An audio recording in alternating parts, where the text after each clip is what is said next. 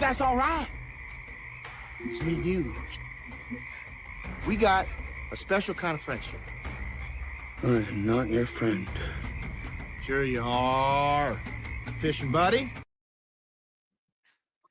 My, oh my, how that lady can fly. Say What is that from? What is that Don't from? know. That's I the don't- song Heavy Metal by Don Felder in the movie Heavy Metal. It's from the soundtrack. Do you Great know? song, by the way, although it's not heavy metal. The name of the song is Heavy Metal. It's a rock song, but it's not a heavy metal song at all, not even remotely. Let's see. Gosh, Gambit was here first at 1:23 in the afternoon. So how you doing, buddy? I don't know if you're actually here right now. Snorty popped in at 2:26, but the time, well, we showed up a little bit after that, Snorty. So you got here before Anima and I. Yeah, By but a we few were kind minutes. of late because we are watching an awesome movie. You were in Canada? Well, I'm not going to call it awesome, but I'm having fun. It's a little movie called Blade Runner 2049. I have problems with it, but I like it. I own it. I have a good copy of it. Well, And, you are a super duper Blade Runner nerd. well, I could that's just what sit back made it and hard, enjoy it. because like Gary Willoughby likes it even less than me. But I saw merit within it. My problem was that it lacks the visual DNA required to be an actual sequel. And I don't care if Harrison Ford's in it. I don't care if they brought Sean Young back to do the voice of Rachel. Don't care. What I cared about is that it felt like it was an actual film closely related to the previous film, and it doesn't. Too many of the locations, especially at the police station, look sterile, and that's problematic. So, but what's this? Heavy metal doesn't refer to the music genre. It's the U.S. Well, I know that, Alpha, but a lot of people were like surprised that a song called Heavy Metal isn't heavy metal. It's just a rock song. But yeah, it's talking about Metal Hurlant, the original French science fiction magazine that became heavy metal in the United States, which, by the way, was the first pornography I watched as a kid or got to look at. My dad didn't say a word to me because at our local 7-Eleven store, it was in the regular magazine bin, not behind plastic or a lock. And I was like, I pick it up. I picked it up and I'm like, okay, I'm looking at this. Mm. So I'm only 14, in case anybody needs to know. And oh my God, look at those titties. Oh my God, titties. Oh my God, that guy's got a big dick. And of course, I'm describing Den, a comic that was painted and written by a guy from right here in Missouri. I got to meet him one time. Really nice guy. You want to hear about a fuck up in putting the product in the wrong category? I was in a video store and I saw You put the emphasis on the wrong syllable.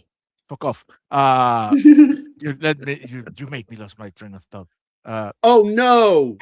Team America was in the kiddies section. Oh yeah, you told me Oh, about God. that. You told me about that. I remember that. And I'm like, oh my fucking That's a God. That is, massive fuck up.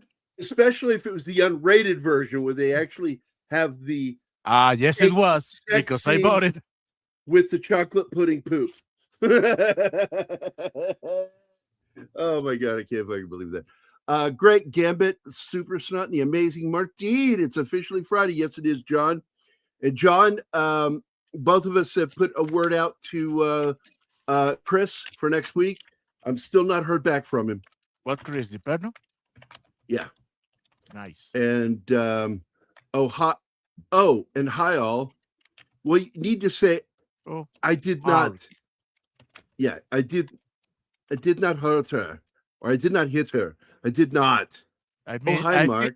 I think this is what you I mean. did not hit her. It's not true. It's bullshit. I did not hit her. I did not. Oh, hi, Mark. Worst ADR ever. The best part is that I did not. So let's see. Pumpkinhead. Yeah, there we go. Real popcorn geek. Crap, I have to stop making posts that lead to Gary trying to pronounce something in French or German or possibly English. Let's see. This one. One of my favorite horror films. It's also on my list too. I like this movie. I don't see it as horror. I see it like it's sort of like a Grimm's fairy tale. You know, it's dark. It's got a monster in it, and I love monster movies. Original And it's a Grimm's cool fairy fucking tale, monster. not the Disney-fied version Yeah. that kids would read. Yes, it is a horror story, but only when you realize what happens at the end. That is the horrific part.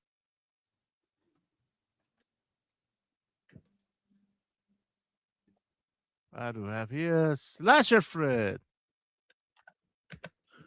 So I thought I'd share with you the poem that inspired this movie. And I'm going to let That's also in AI the movie.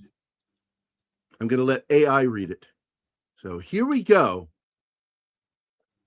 Pumpkinhead, the poem. By Ed Justin. Keep away from Pumpkinhead. Unless you're tired of living. His enemies are mostly dead. He's mean and unforgiving. Laugh at him and you're undone. But in some dreadful fashion. Vengeance, he considers fun. And plans it with a passion. Time will not erase or blot a plot that he is brewing. It's when you think that he's forgot. He'll conjure your undoing. Bolted doors and windows barred. Guard dogs prowling in the yard. Won't protect you in your bed. Nothing will, from Pumpkinhead. There you go. They need to change the name of that product because that reading is not natural. It is not. It's one of those free sites that you can use. And it's one of them I used and downloaded to read books to me. Because I have trouble reading because of my eyes. This movie has that deal with the devil trope. Yep, exactly. This guy who's consumed by his own grief, that instead of just letting bygones be bygones, he practically sells his soul to the devil. And he does. He does. You've got to realize it's it is a blood bargain that he has to pay for later. So yeah, it is a deal with the devil kind of film. Superman is this movie kind of? Explanation, please. Yeah. I'm not understanding that, real. Which are you talking about? A specific Superman? Let's see. Heavy Metal was the first R movie I saw. Sadly, John, not mine. I was going to see R-rated movies as a child because my big brother and my father couldn't find babysitters for me, and I would have to go see the movies they wanted to see. And yes, I saw Serpico as a child in the theater. My goodness. I saw Cat o' Nine Tails in the theater. So I've been watching it my whole fucking life. At least I tried to keep my daughter from seeing him, but then she'd sneak. That sneaky little shit. The poem really lacks the pack when it's done by AI instead of a group of little hillbillies.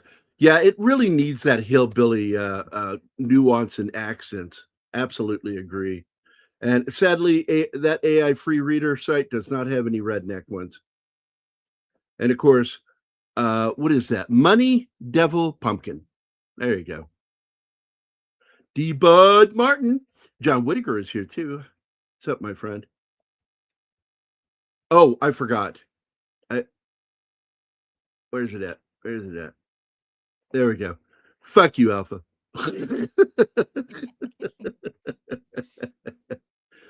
Let's see. Slasher Fred also the aphorism of if you seek revenge, dig two graves. There you go. Yeah, Alpha, absolutely.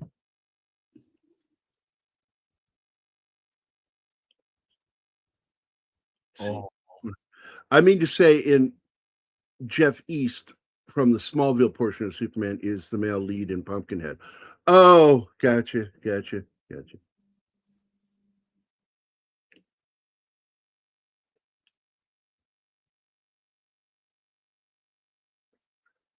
Did little Gary watch Behind the Back Door? Yes. When I was 18, I saw Behind the Green Door. Yeah, I saw that movie. yeah. That I is forgot. freaky fucking nightmarish porn film. And it's wackadoodle. Okay, Debut, you got this. We sneaked in here the back way. Stan Winston was almost pretty much a modern Ray Harryhausen. Sadly, he only really directed 2 movies. He directed this film and he directed Gnorm the Norm. Didn't Mad God. Gnorm Gnome, sorry. And I always thought the G was supposed to be silent, but in the movie they say Gnorm, which is weird. He had created so many memorable effects, like the penguins in Batman Returns or T-Rex in Jurassic Park. Let's not forget that he was the one who designed the kennel scene from The Thing. That was his work, because Rob Bottin was already stretched too thin working on the film, and he had to hire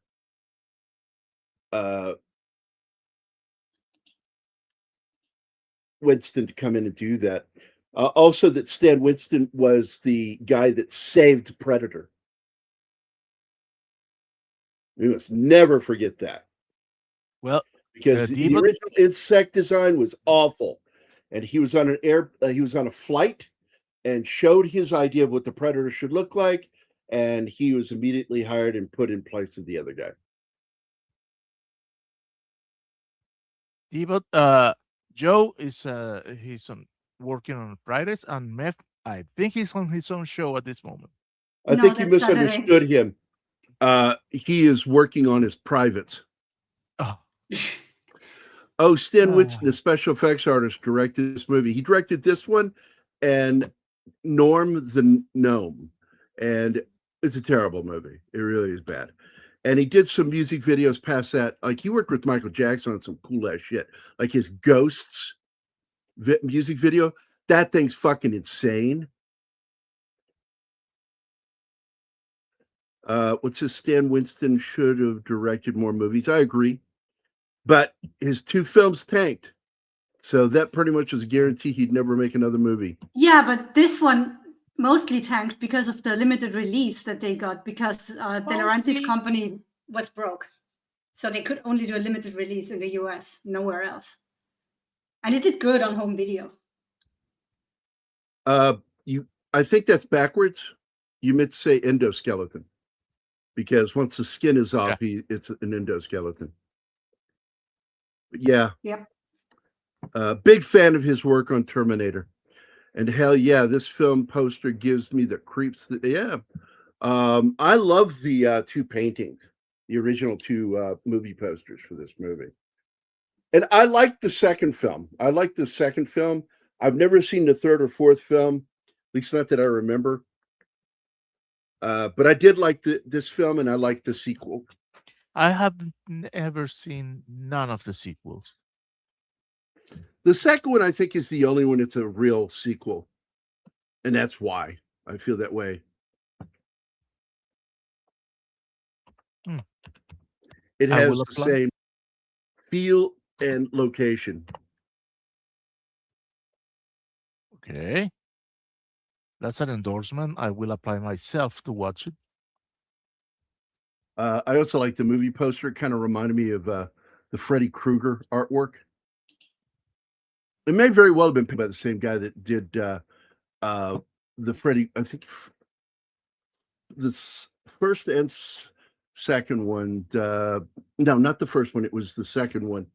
But I'm trying to look it up right now. See if I can find it. images. Let's go. Yeah, it's called Pumpkinhead 2 Blood Wings. What? They fly now?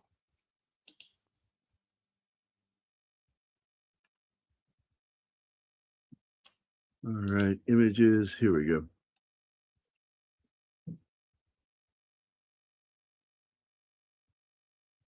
Yeah, Come on. this scene alone is one of my favorite moments in the film, the second film. All right. Come on, show it. Whip it out. Oh God. The scene where he's hovering over her in bed, she's having this nightmare. That is fucking cool looking.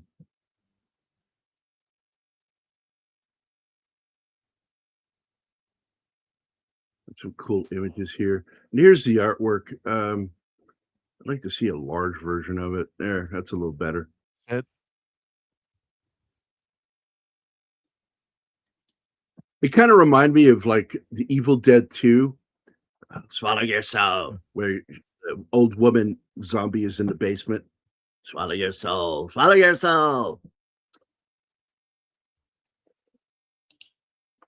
And as the thing that's cool about Pumpkinhead is as he ages over the period of the film, he begins to look more and more like a person, a certain person.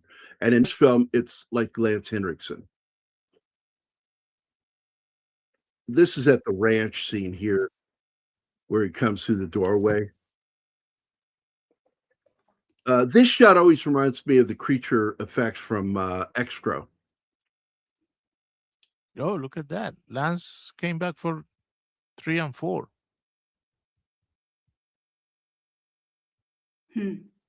Well, I'm just going to have to watch them. You know, I'm just going to have to do it because I can't really be a major fan of a character and not watch all the movies.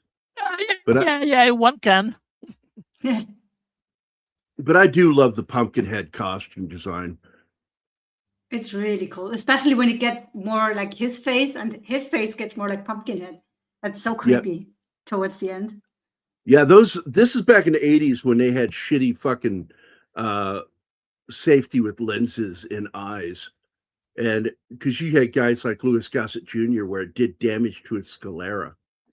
And by the way, I wanted to bring this up. I just watched some more from that Aliens special edition that's got all the behind the scenes with it and new footage with the actors talking about scenes. They were talking about how when James Cameron was working on it, he couldn't figure out how to introduce the Bishop character. And he had this one idea where while everybody's asleep, he's awake, wandering the ship, like Seven, or what's his name? David. David did in Prometheus. And I got to be honest, I wondered if that was stolen from Cameron, by Ridley. It's called Blood Feud, which as his final fuck you. Classic Hatfields and McCoy's feud. That's interesting. But anyway, so they had that idea, and then they actually shot a scene where they gave him a fake sclera with two pupils over his eye. And they're like, nope, it's too weird. So finally, Cameron had this idea. He goes, hey, you remember that knife thing you showed me? He goes, that's how we're going to do it. And so he rehearsed that for quite a while. In fact, he rehearsed it with just himself. But when they shot it, he grabbed Bill Paxton's hand and put it under his own hand. And Bill Paxton was not a party to that. He did not agree to that. So the look on Bill Paxton's face is 1,000% legitimate when he starts going between the fingers with the combat blade. It is the first Pumpkinhead movie that I saw when I first saw it. I thought Tom Skerritt, that was lead. I was 7 or 8 at the time, in my defense.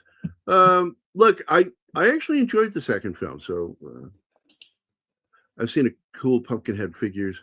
Yeah, I actually had one of the Pumpkinhead figures. It came out around 1999, 2000, and I do believe it was the same people that put out some of the Thing figures and shit like that. And I really liked it, and I ended up buying it. And then I accidentally bought what I thought was the Pumpkinhead figure, but it ended up being the alien figure from Alien Resurrection. Oh, the And I worst was very, alien ever. yeah, the ugly one. It's a baby.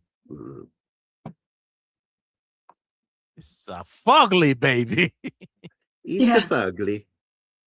It's a very fugly. Now, CGI can make most of the magic, but it stinks. Yes, it does. Because our eyes practical can spot it. effects cannot be beaten. Nope. Practical is Do we- always better.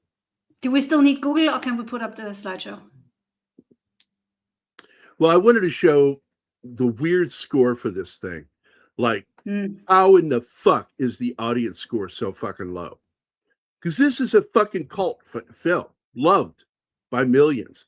Why is that fucking score so low? That's weird. Yeah, it is.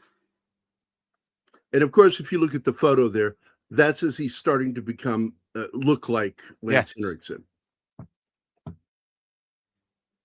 And I wanted to show where it was shot in Topanga Canyon, outside Los Angeles. Which looks nothing like the location it's supposed to be. It looks like a fucking desert. Yeah, And it's Valley supposed where to the be. story place is green. It's supposed to be the Appalachians. I grew up around the Appalachians, and part of the Appalachian Trail was right there. Our area of the Appalachians was referred to as Skyline Drive, and it was a big mountain. And when I became an EMT, saw quite a few dead bodies on that mountain. And boy, oh boy! But it's always green. Yeah, and you The can only see that time this is all dry. you lose the color of the green is in fall, and then you got other bright colors, a lot of reds and oranges. It's beautiful to see in person. It's a gorgeous area. In this movie, they're like tan, everything is tan, and it's clearly the desert. Yeah. The old witch had 60 pounds of makeup. The costume was 65 pounds. Yeah. That's how much my Alice pack was in the army. There was the Twilight Zone episode Jessie Bell, which is pretty much a folk tale story that also has that deal with the devil plot. The girl makes a deal with a witch to get her ex-lover back. And oh my God, I hate that word. What word? Is it? Which word do you think annoys me? Don't know. Could you please enlighten us? Lover. I hate that fucking word. Oh, why? Because it's gay. Yeah, I remember my the God. combat blade with Bill Paxton from Aliens. You can tell his reaction was legit. It was legit. It was totally legit. And he certainly wasn't acting in it. Oh, no. Fucking scared the shit out of him. And he fucking did that himself. Lance did. Lance, like I said, former military, and also was a merchant marine. And this is my commando knife. The real thing. And I've always liked this thing. You sure you can show that? As tiny as my screen is, yeah. If we can show sword and sorcery, we can fucking show a blade on this little tiny screen. And the thing that's the big shocker for this is how badly it did in the theater. But I will say this, there was no marketing for it. And it was a quick in and out.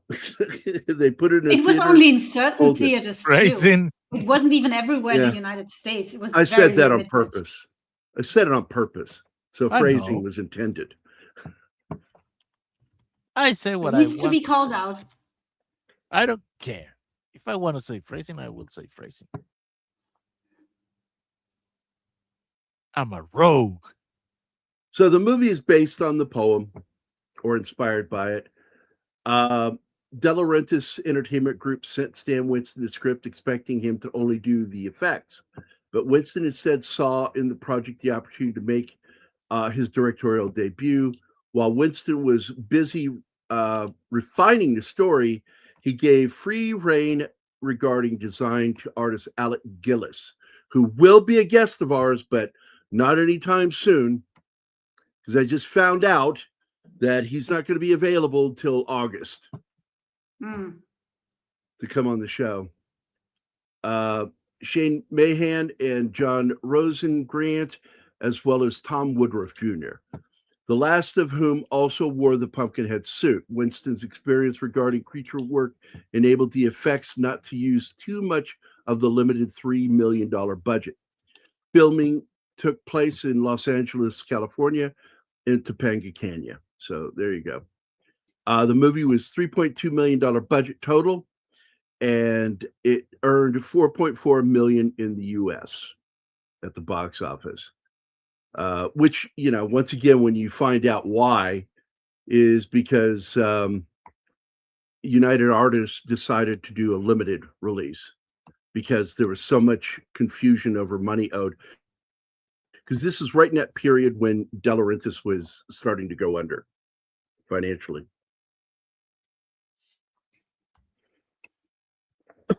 I mean, they did bring it back in January the following year for a short time.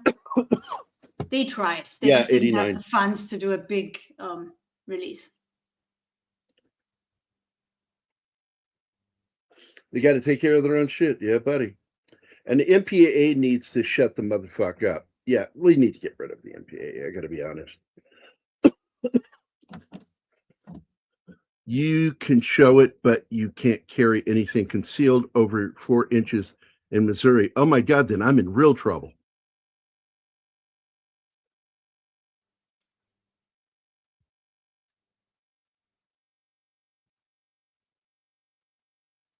It cannot be concealed, so you are obligated to whip it out all the time. Oh, They have God. to whip it out.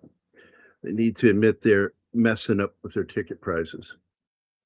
Well, that got brought up recently, but the guy that did it cracked me up because he's saying, drop, you know, we got to get prices down to be affordable. But then he also condemned theaters for charging so much for concessions. And it's like, well, first of all, that's the only place where they make money. And if you're going to try to drop ticket sales, that's going to gouge into the theater even more. So no, they have a right to charge that much for concessions. Yeah, also, that's something you don't have to buy. The only thing you absolutely have to buy is the ticket to go to the movie theater. Yep. I don't know what people have it so in their heads that they absolutely need to eat and drink something. It's a tradition. You can go without for 2 hours. It's a tradition to have popcorn with a movie. It is fun to be munching something crunchy. Yeah. Yeah. No. Yeah. Not when You I'm can watching say a it movie. all you want. That's you. A majority of the fucking movie going public like having popcorn with a movie. It's a tradition in our country. And they need to admit that they're messing up. Yeah, I read that one already. So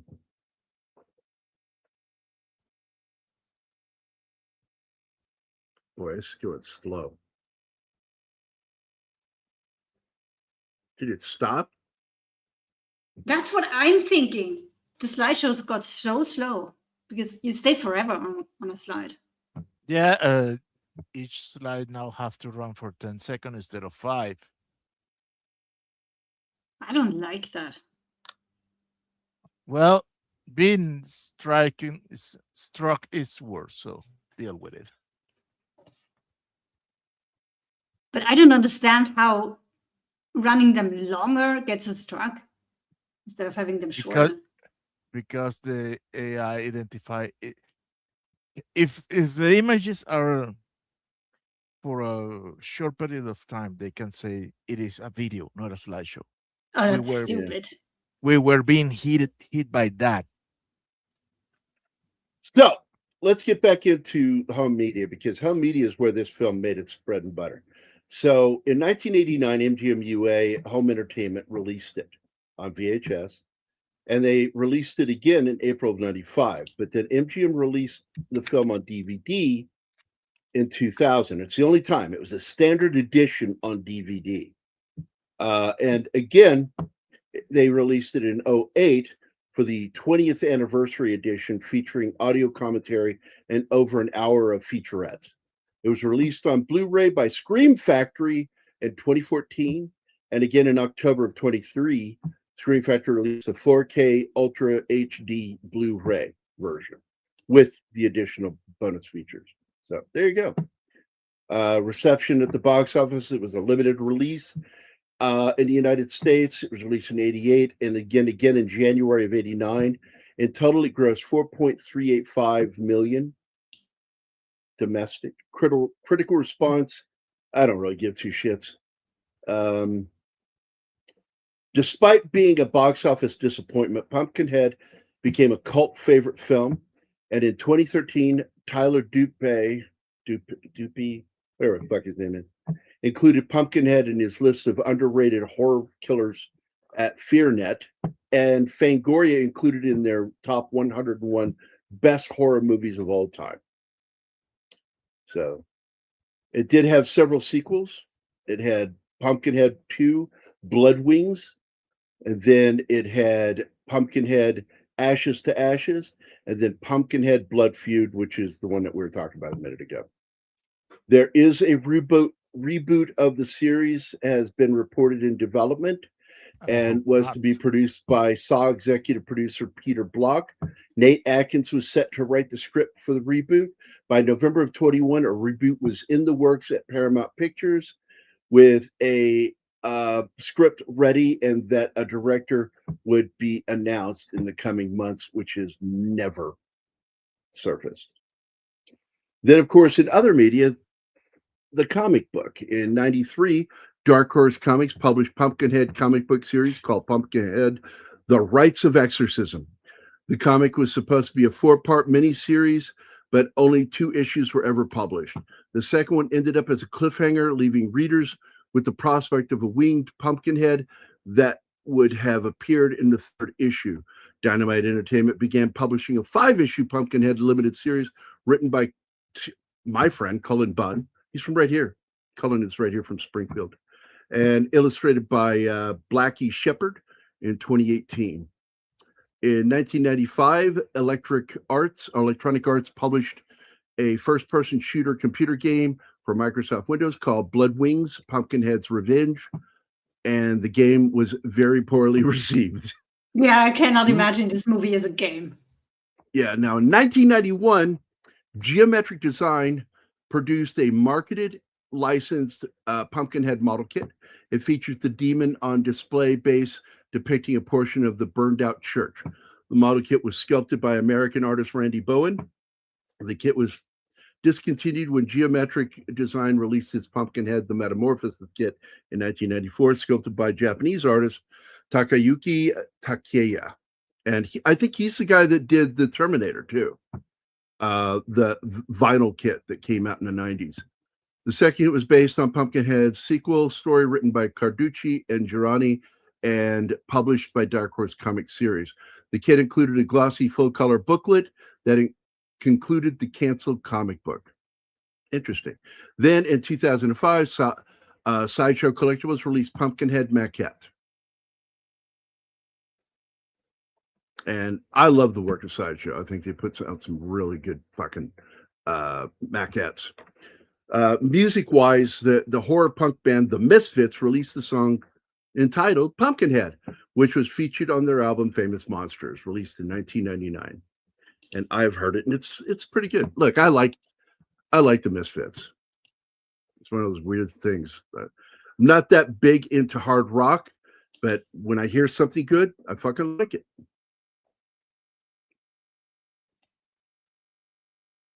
And there we go. That's pretty much all the trivia I really wanted to read. And if you guys want more trivia, just look in the chat. We've got Gambit. He'll be posting some. Who could go to a movie without a box of snow caps? I'm not a big fan of snow caps. I have my preferred candy when watching a movie is malted milk balls. I just always like them. They're crunchy. I have no idea what any of those are. I would I have don't to have go that. with a Milky Way. Too candy. It's too soft for Milky Way. I wouldn't want to eat soft candy when I'm watching a movie. I want things that crunch.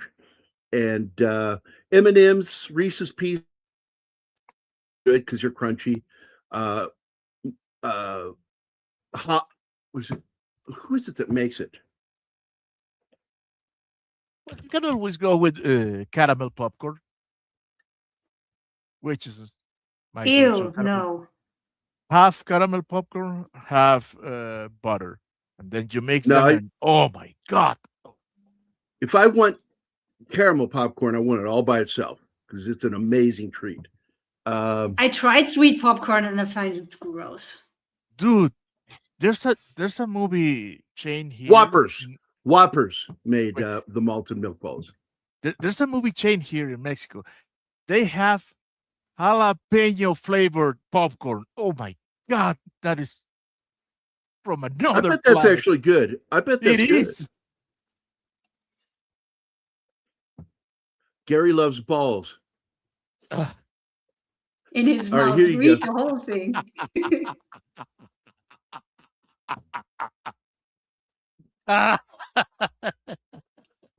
Who doesn't? I Here we wouldn't know. go. I never tried. So Ugh. Here you go. This is what they look like. They have a hard shell of chocolate with a crunchy malted milk center, and it's really good. Love those since I was They're a called kid. Maltesers here. Yeah, we just called them malted balls. Whoppers. Well, it's a brand. Whoppers It's a is the brand. There are brand. cheap ones too. chocolate covered raisins. I always liked those as a kid, but not Yeah. when I would eat it in a movie theater because I'm afraid of dropping it on me and melting. Now, there's a. I don't know if you have this one there, but in Colombia, they made Juan Valdez made roasted coffee, covered in chocolate. God damn, that is incredible.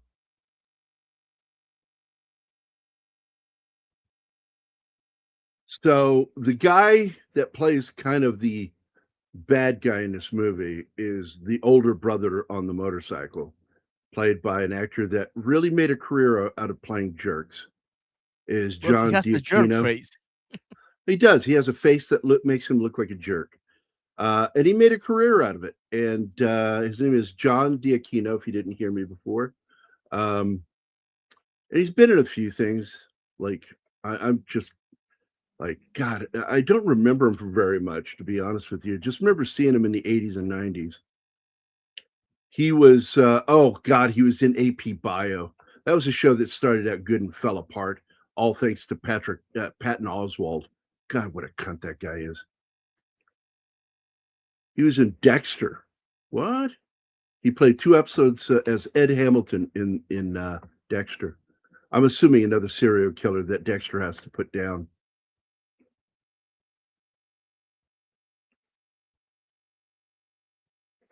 See, Hey, Gambit, I mean, Wade is here. Hi, Wade. he was in the movie No Way Out with Kevin Costner and Sean Young.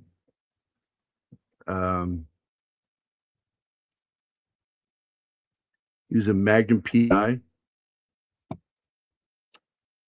Police Story, Watch Commander. I watched all of those because they're always good. Because that was the one that the author, I just forgot his name, former LA detective, made. You've heard the chief and I talk about him. He's one of the most. He wrote The Onion Field, the guy who created Police Story. He was in the Dirty Dozen TV series, which was awful. Let's see. Ooh, no, not worth mentioning. no, no, no, no, no, no, nothing. Oh, he was in Matlock for 2 episodes. He was on Quantum Leap for 4 episodes. He played the boxer Frank LaMotta. He was in the series Sequest DSV. He played Lieutenant Benjamin Krieg, which is where most people probably remember him from. He was also in the short-lived TV series Mantis, which you've heard Keith and I talk about. He reprised his character from the show Sequest for the video game. And then in 1995, they rebooted the series again, Sequest 2032, where he played the same character, Benjamin Krieg, for 24 episodes. And that's probably like the most fame he had, was being on that show. He was in several episodes of Third Rock from the Sun. He's in a lot of hit shows. In fact, he's in that show I bring up every once in a while, Martial Law. Does anybody remember bringing that show up at all? Yep. You were talking It's about got that. Sammo Hung in it as the cop, and it's called Martial Law because he's a martial artist. It also has that fucking asshole Arsenio Hall in it. Really terrible show. He was better than the show, Sammo was. A few movies over the years, bit parts. He was in 11 episodes of Jag.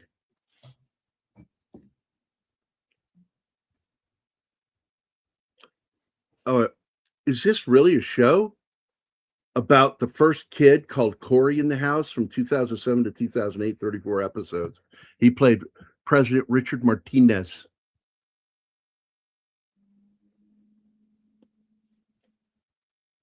Man, that's it. Oh, he was in that show, The Mentalist. I'm not surprised. That was a good show. That's a very good show. Yeah, I love that show. Yeah. All right. That's fucking cool. All right.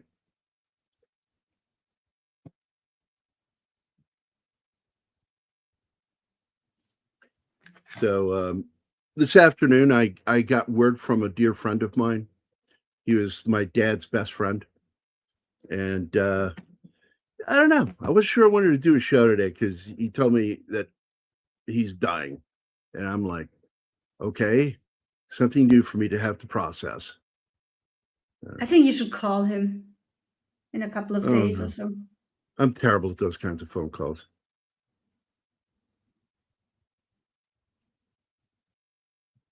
There's nothing worse than having a stilted conversation with someone that's going through something like that. Just let him know how much he meant to you or means to you. What are you talking about here, Kevin? Richard Stone is an American composer. He played an important part in the revival of Warner Brothers animation in the 90s, composing music and the songs of the Looney Tunes. Okay. Sammo Hung's character in Martial Law also appeared. And yeah, I was just talking about that, 2 days ago? Wasn't it on Wednesday that I brought that up? Could be. Oh, man. It was this week. Anyway, another classic revenge tale is Dobie Mick. Captain Ahab is so obsessed with his feud with this white whale that he bit off his own leg and threw it at the whale. And it stuck in his eye and blinded him. And that's how he found Moby in the end, because Moby Dick is blind and he doesn't know how to use sonar. So he just swims in circles. Pretty easy to find. I don't know what you had, but I want some. Rovers, as well as Warner Brothers Family Entertainment fanfare. I can tell Richard Stone did some orchestral things in this movie. Let's see. That's one thing I got to say is I don't even remember the soundtrack.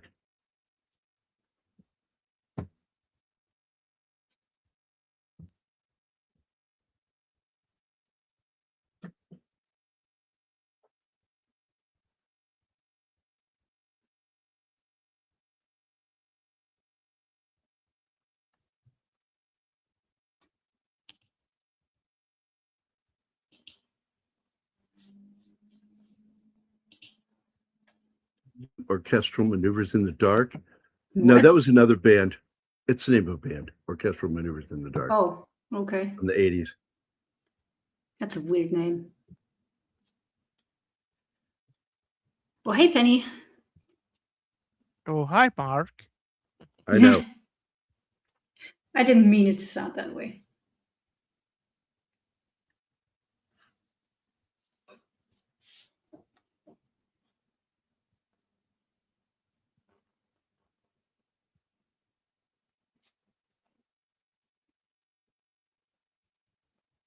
Deepak is a fan of that band, apparently.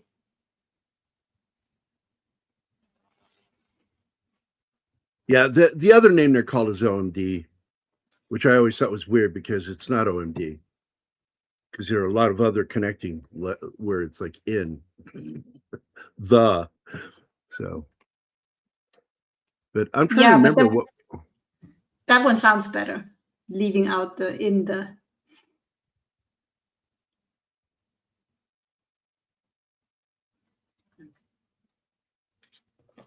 OMITD is just clumsy.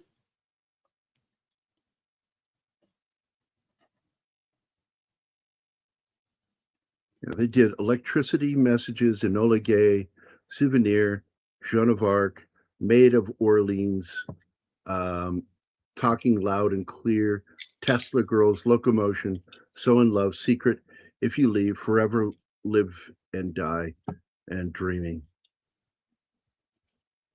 Trying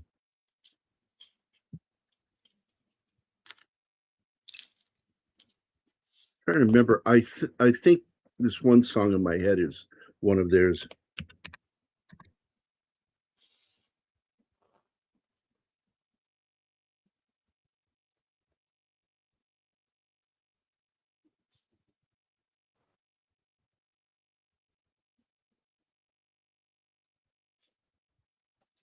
Oh yeah, I remember that song, Electricity.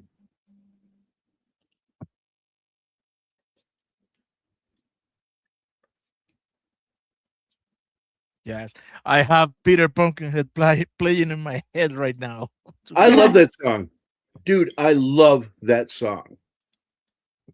I'm a big fan of that band's music. Them and Bare Naked Ladies are the two bands I was a big fan of that just did weird music. Well, I'm thinking of the cover that Crash Test Dummy did of, not the Ecstasy.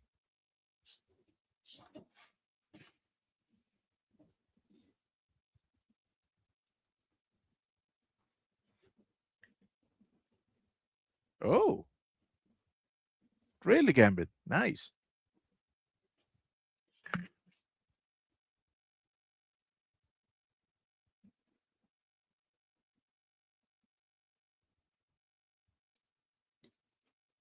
What did Gambit say? He's listening to the soundtrack right now. Yeah, I think the biggest song that OMD did was If You Leave Me. If You Leave Me Now. The song's If You Leave, but If You Leave Me Now is the line. Oh, God. Asian. Oh, my God. This... I got a bad case of the Shinatskis. Oh, you're doomed. What? Can you get rid of that with the vaccine? Like, what are you gonna do? Take penicillin? My head, Pumpkinhead was one of the kids Scorpio and Dirty Harry kidnapped, and Pumpkinhead 2 is a rematch. What?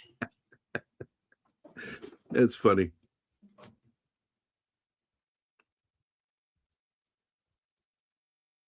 Let's see. If you like weird bands, I'll assume you like They Might Be Giants. Yeah, I like They Might Be Giants. Yeah. I liked them before they became famous. I was kind of weird about that. Like if a band got too famous, it's not like I started disliking them. I just stopped listening because I just went, I'm going to be hearing it everywhere now. So Phil Collins was that way, like at first. Gary's cream lotion for when you aren't gay enough. No. Dude. When is Gary not gay enough, Shane? Scorpio's actor stars in Pumpkinhead 2, for those who don't know.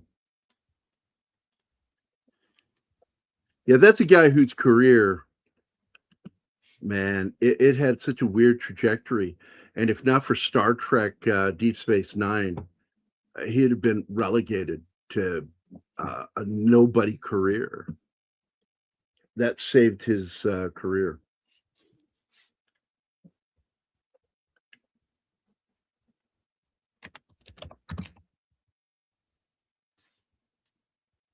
Oh, man.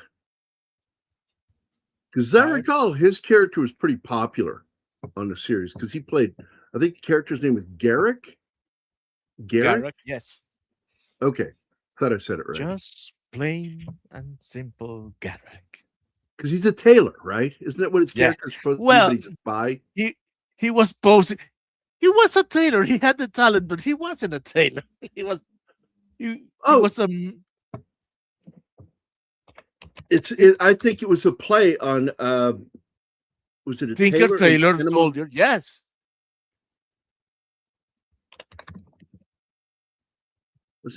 Wasn't that the story about him? I'm not so sure. I haven't seen Tinker Tailor Soldier. Yeah, The Tailor of Panama is one of the books with the same character, and then they adapted him into another story that had Pierce Brosnan and Jeffrey Rush as the tailor. And I do believe that the DS9 character was inspired by the Jean Le Carré series. And I liked it. I'm just a simple tailor. Right. Wait, what is this? The story of Essex, inspiration for Moby Dick, is why I rarely read fiction. They wouldn't land on Fiji because they heard it had cannibals and ended up having to eat each other. Truth is worse. Yeah, that's fucked up.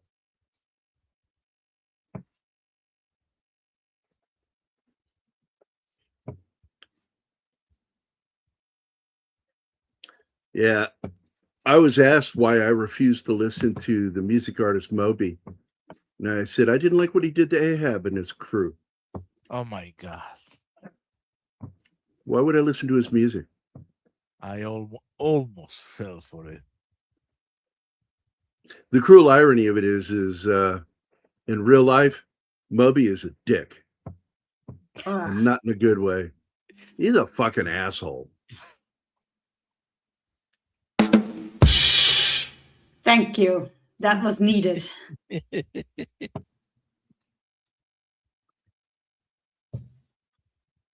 I was trying really hard not to use it, but damn, I couldn't. By the way, the cute dog of the kid in this movie, was in another movie that we discussed on this show, Gremlins. Now, anybody remember this guy? We just watched a movie with him. No, he's not diabetes. No, but we did just watch a movie with him. Yeah, we did.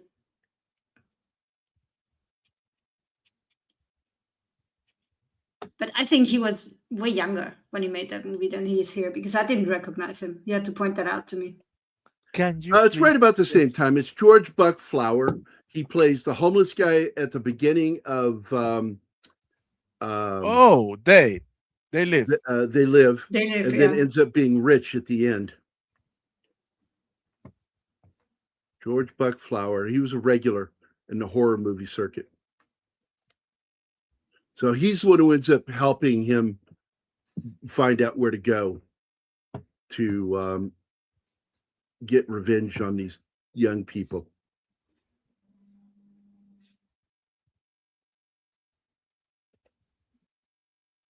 Actor is in this too, and I love that guy. He has he's still alive too. He's always a tough guy in movies, and I'll bring him a picture of him here. Hold on. There we go. Present share screen. Deep up, boop boop boop boop boop. There we go. There he is. He's in the movie too. He's always playing tough guys. That's him in the background as a cop in Chinatown. Good actor.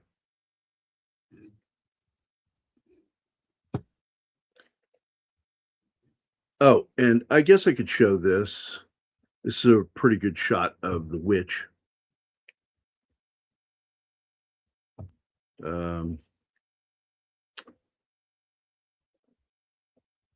Share screen. Gotta share the screen. Oh my. There we go. There's the witch. That's some crazy fucking makeup. That woman Yeah. had to lay down the Ozempic. Now, this is after he gets stabbed in his shoulder.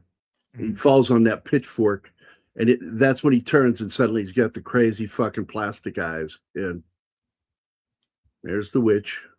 That's also when he realizes that what hurts him hurts the monster because they're connected. No, before when the dog, the wolf, bite his arm, and the That's right. This is when he realizes that. He puts it together, man. But that witch man, like we said, that costume was fucking heavy, and they decided to not give her weird teeth because when she delivers the whole story, that was way too important to have her fuck with her speech. That needed to come out clear, so they didn't do prosthetic teeth. Dick Miller. Crazy character. Dick Miller had the greatest career as a B-movie supporting cast member. And I'm a big fan of Dick Miller. I fucking love that guy. Made me sad when we lost him.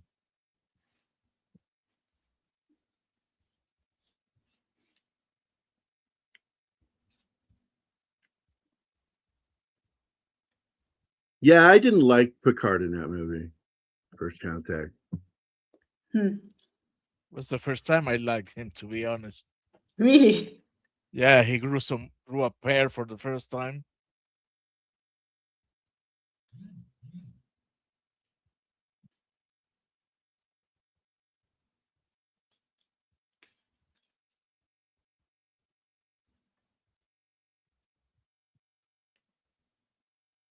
In fact, it's the only time I have liked Picard.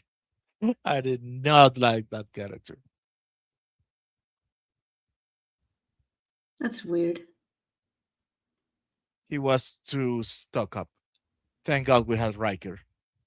Well, he is a stuck-up person. He's French, for fuck's sake. The most English Frenchman ever. Yeah, well, Right. the best of both worlds. Never see him eating a croissant, and he's always drinking tea. What the fuck? Yeah, Dick Miller sounds like the worst profession ever. There you go. Yeah.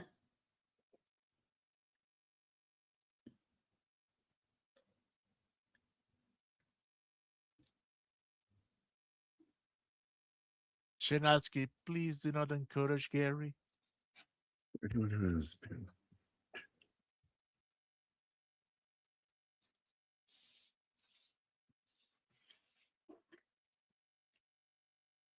Yep.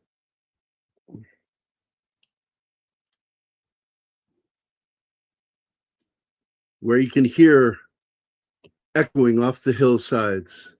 Dun, dun, dun, dun, dun, dun, dun, dun. Stop it. I've heard too many references to the D movie this week. It is unsettling. Oh, poor Martin.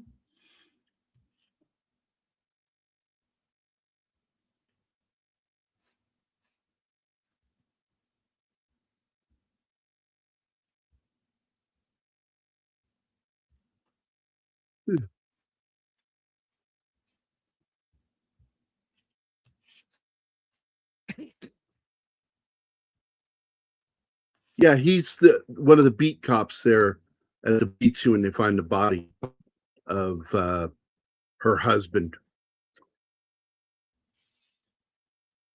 What are we talking about?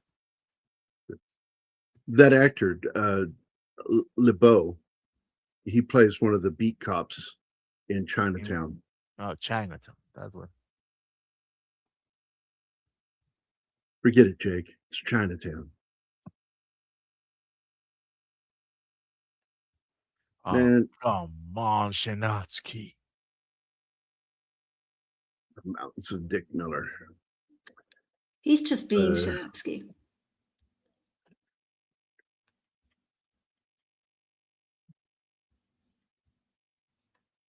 There's a documentary about Jack O'Halloran. He was in all of David Lynch's films and shows. And the documentary is called "You Don't Know Jack." And then they did a documentary about Dick Miller, and I'm like, well, you gotta say you don't know Dick, but they didn't call it that.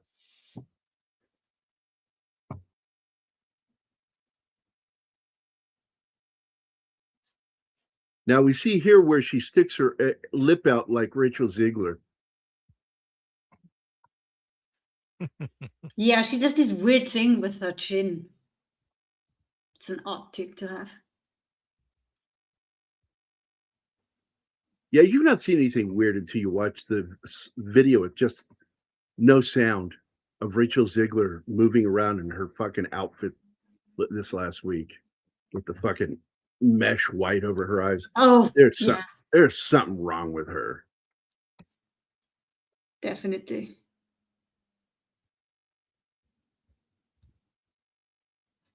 Yeah, we talked about that, buddy.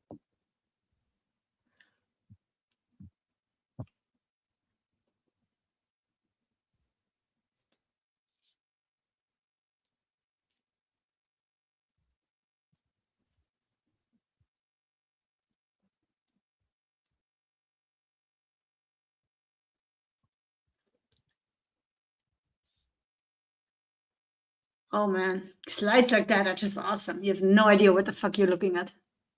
Well, it looks like mud. Well, he has to go dig up a dead body and bring it to her. Boom, baby. Right there, Alpha. You nailed it. Yeah, I think there's drugs involved too in her behavior.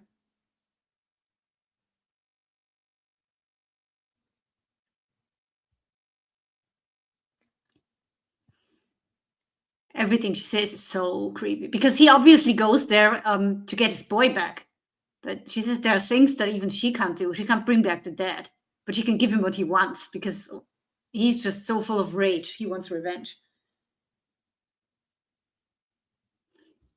It's so creepy when he's driving back and then he has this vision of his boy looking like a zombie sitting up asking him, "What have you done, Daddy?"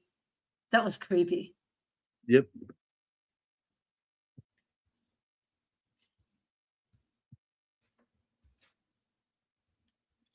Very good horror movie.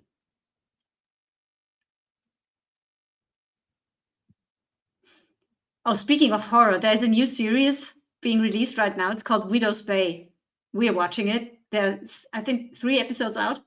And I had to make a rule that is not what we watch immediately before I go to bed. Because, man, that shit has you on the edge of your seat. It's so well done. Especially with jump the old scares. hag. The Oh, fucking old yeah. hag was creeping me the shit out. Oh, when she crawls over him Crawling in the up bathtub. between his legs. Yeah. That too. Just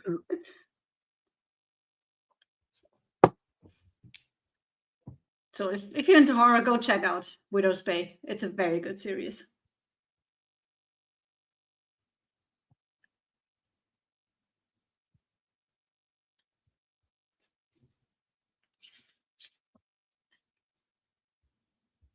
And I really hope that Stephen Root is in upcoming episodes and not just the first 3.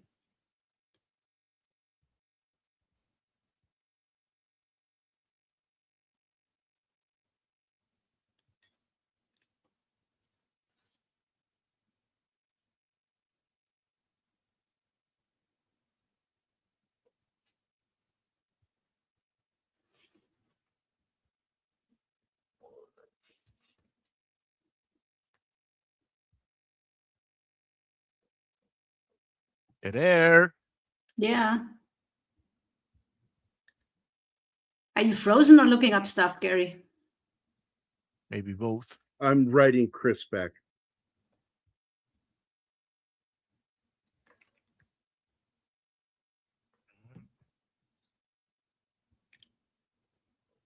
I just messaged Chris about getting Alec Gillis on here, who was one of the co-designers of Pumpkinhead.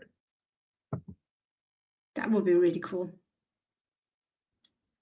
The film was given a limited release theatrically. Yeah, I read that. We talked about all that, Gambit. I know. More than I once. need to stop clicking on it. Just he's Yeah. doing that.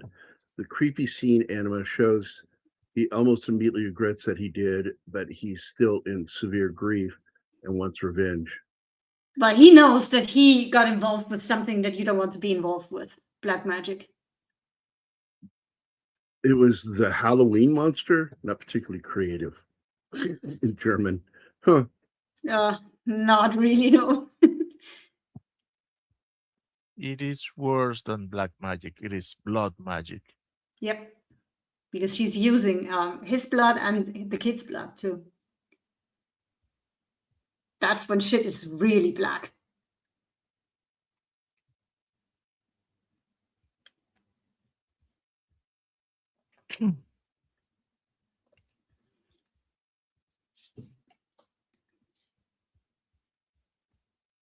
So if you've never been there, you can go to stanwinstonschool.com and look up all the films that they've worked on over the years. And this is one of them. And here we go. This is over on the official website, showing some of the behind the scenes stuff. You can even watch this video. I will put it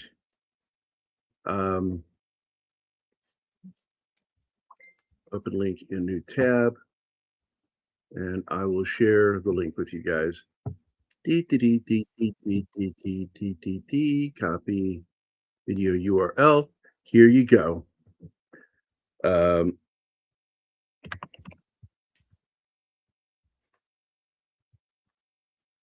Video on Pumpkinhead.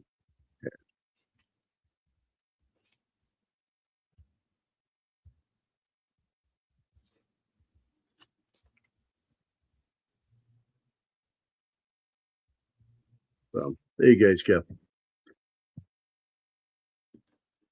Cool little making of video. And here we see some sketches. This is the sculpt for the head from the first time, where I do believe it was a woman that was Pumpkinhead. And there you see the body. Like, what the fuck is that guy doing over in the They're left? trying to kill it. They're trying to kill it.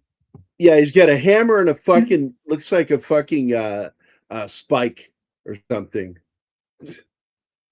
Here we see the positive and negative mold for the head. And they did, that's cool. They did a hemisphere, front to back hemisphere mold on that. That's cool. Here's the guy in the costume. That's Tom Woodruff.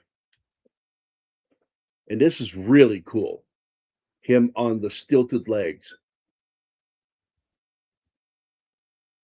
And the way he leans forward. They do have him harnessed, by the way. Yeah, because he Learning would. how to do this. God damn, look at that thing. That's him in the costume. And how that thing kills is also horrifying. Yeah, it It's doesn't. maiming them. It doesn't cut you. It doesn't stab you. It doesn't bite you. It just grab you and use you to hit everything on his side. God damn. I should be blacking this out, but they don't have that option on here because clearly he's got a tiny willy, or what they refer to as a micro penis. Yeah. There's Winston. Gotta miss that guy. What a loss.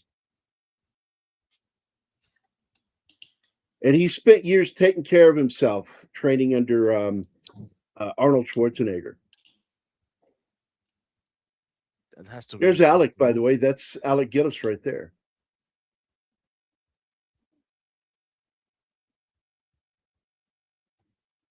That's fucking cool costume. Look at that.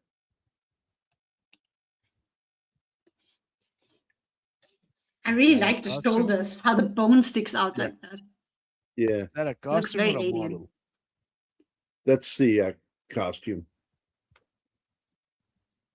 Oh my god, the pose! That is so Yep. cool.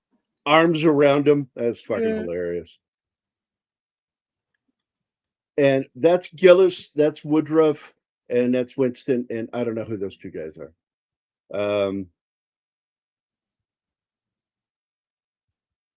That's crazy. Very fucking cool website. If you've never been there, I'm going to give you the link.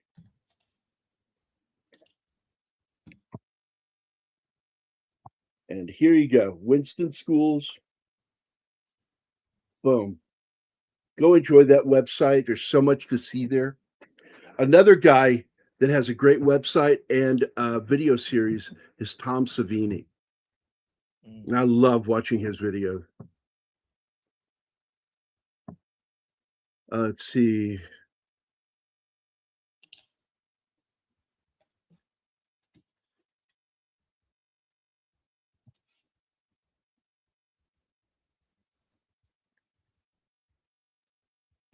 Well, anywhere you have the Pennsylvania Deutsch on the East Coast, the Amish, etc. They have their own version of German, though. They speak like super old German. The German one is the weirdest in the United States because there's a huge German culture there in Texas, and they speak old German but with a Texas accent, son. Yeah, it's the weirdest thing for me to listen to. Possibly under a new name. You bet, Gambit. Enjoy those. I hope everybody goes and checks them out. Yeah, these are important sites. It's like you get a free chance. It costs you a damn thing to go look at a museum online of cool shit. I remember the biggest fight I ever had with my dad, and I won the argument, was film history is still history, Dad. Stop acting like it doesn't matter. All history matters. Yep, I agree. These pics are making me wish I would have saved my old... Oh, dude, I have all of them digitally.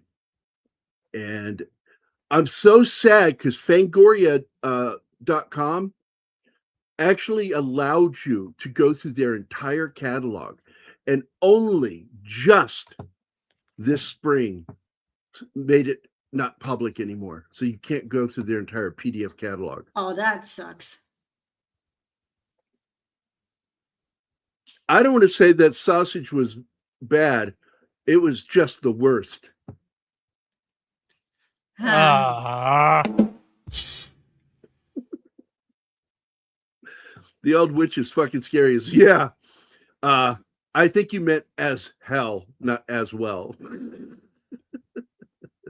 But no, it works. It is. No, I think he means as well because we just spend a lot of time on the monster on Pumpkinhead, and he's just pointing out that the witch is also scary. She's creepy as shit, no question about it. And they never show her fully lit. She's always in the dark. Oh my God. It's not only that. It's not just the film itself that's part of history. I'm talking about the making of those films are also historically significant moments of time. How some of these, not all movies, but some movies, when they got made, movies that had an impact, how they got made, what went into the making of those films is absolutely still part of history because it happened. It happened for real, and it's important to remember these events. And that we was just the fight did I a had whole with my week dad. about movies who broke barriers. So Yeah. it's important. It's okay. Fuck off. My family is originally from Pennsylvania, the Cassell side of the family. Up north of Pennsylvania, going to New York, it's got one L, and it's pronounced Kissel. And down south in Pennsylvania, it's with two L's, and so it's pronounced Cassell. The double consonant at the end softens the vowel before it. That's just a fucking rule. And it so is- it's Cassell. No, it's Kaisel. Well, nothing pisses me off more than when somebody calls me Kissel, Except when it's because Dawn. it's not my fucking name. Don gets away with it. He's the Yeah. only person I let get away with it. Even Josh Becker didn't call me that. He called me Hair Kissel. Yeah, no, it should be Herr Kaisel. He said Kissel. A15, April 1988. HR article reported that DEG ran. Yeah, that was it. That was when they began to go downhill. They had spent all that money in Charlottesville, man, preparing to move Hollywood to the Carolinas. And it didn't work. It was a brilliant fucking idea, though, because we're doing that now, and people are wanting to get the fuck away from Hollywood because of all the union and tax fees. Go elsewhere. Shoot in Louisiana. Shoot in the Carolinas. That studio, the DEG studios, are still there.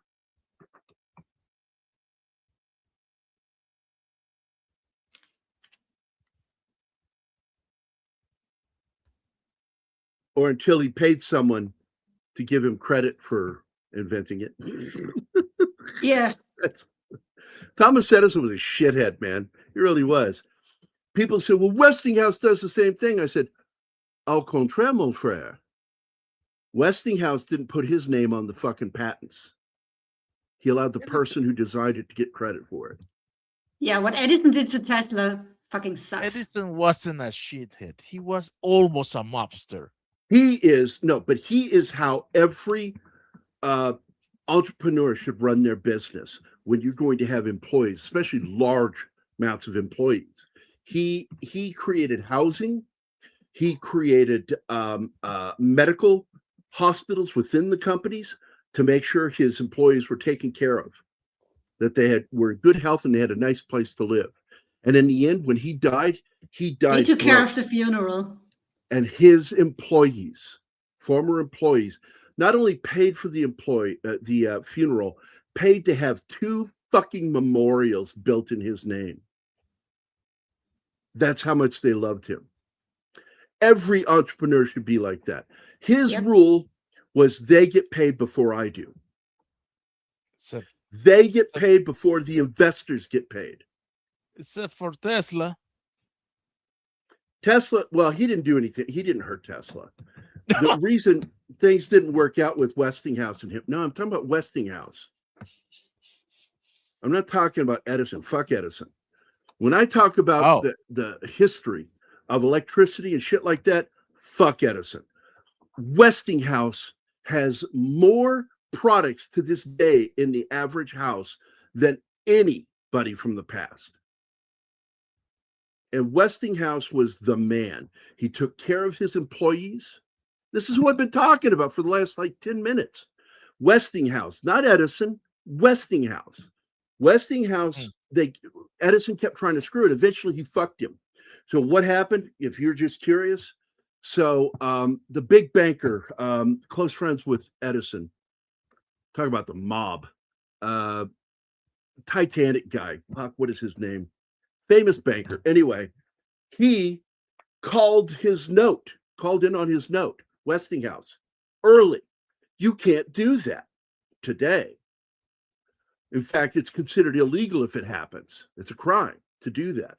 He did it on purpose because he knew Westinghouse didn't have the funds, and it broke him. And he destroyed Westinghouse, and all for Edison. Why? Because Westinghouse and Tesla beat Edison and got the World's Fair. Grudges, man. Fucking rich people and their grudges. They can have normal grudges. Most Kissels seem to have been from Hesse and the Palatinate. Same general origin as most Pennsylvania Dutch, which is why our family is from Pennsylvania. Now, Hessen, man. That's a region in Germany that has a fucked up dialect. That means, Gary, that you have to file your teeth because you're the Hessian. That's right. Right till he got someone to bestow the credit on him. Rob Lowe on a podcast said it was cheaper to have all the cast and crew fly to Ireland and shoot there for a month than it would have been to shoot just a pilot in LA. That's interesting. And it's true though, and it's the problem with Hollywood. The unions are going to be the death of film. Between that and the fucking decision to fall in line with Fauci, they killed themselves. Hollywood damaged themselves. Edison thought DC was the way to go. It was not. Yeah, and how is it he was going to prove that? He's going to kill animals with it. Yeah. I'll show you how dangerous AC/DC is. I'm going to electrocute an elephant. Mother freaker. No, this movie absolutely reminds me so much of The Evil Dead with the practicality and all the shots in the woods. Absolutely reminds me of Evil Dead, John.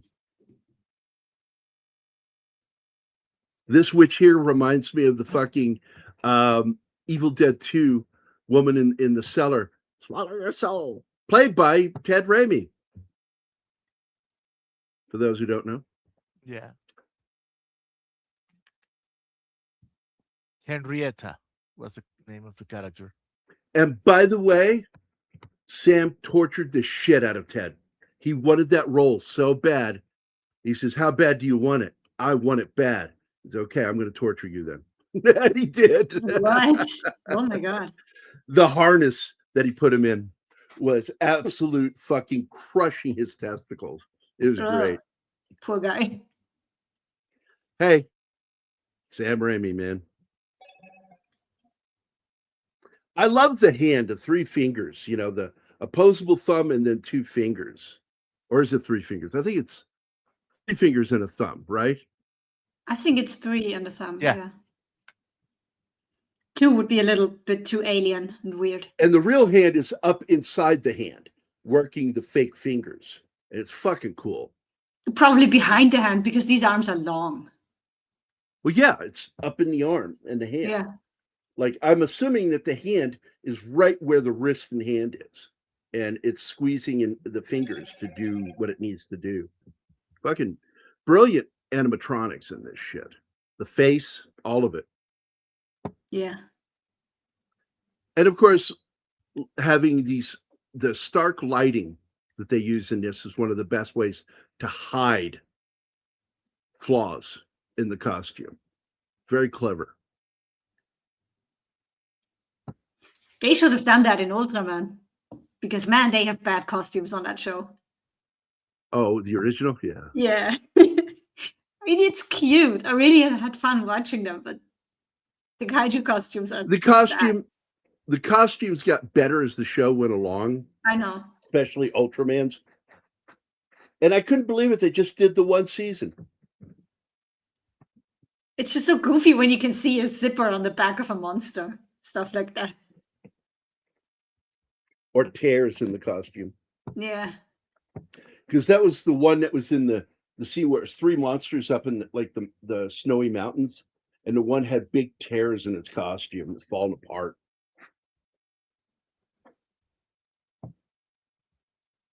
I'm appalled at all the kaiju phobia that I am witnessing today.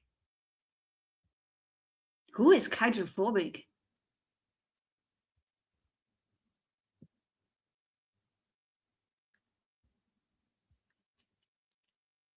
Now, for those of you who don't know who the blonde kid is, that survives almost to the end, that is actor Chris Evans, or Jeff East. Jeff East, he plays the character Chris Evans in the movie.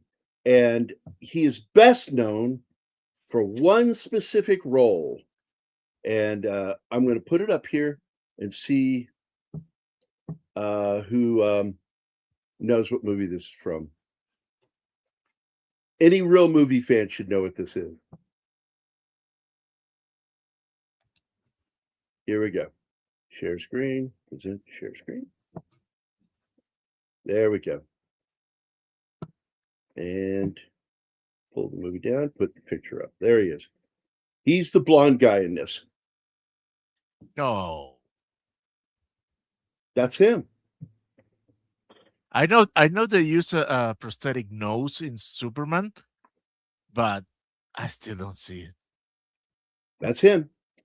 That's him. And here's the crazy part that a lot of people didn't realize. They're like, wow, he really does a good job sounding like Christopher Reeve. That's because, unbeknownst to Jeff East, Christopher Reeve came in and looped his scenes, did the ADR. And that's actually Christopher Reeve's voice, not the kid. Because Reeve felt that he didn't sound enough like him. The whole gosh golly way of speaking that he did. History, movie history is still history.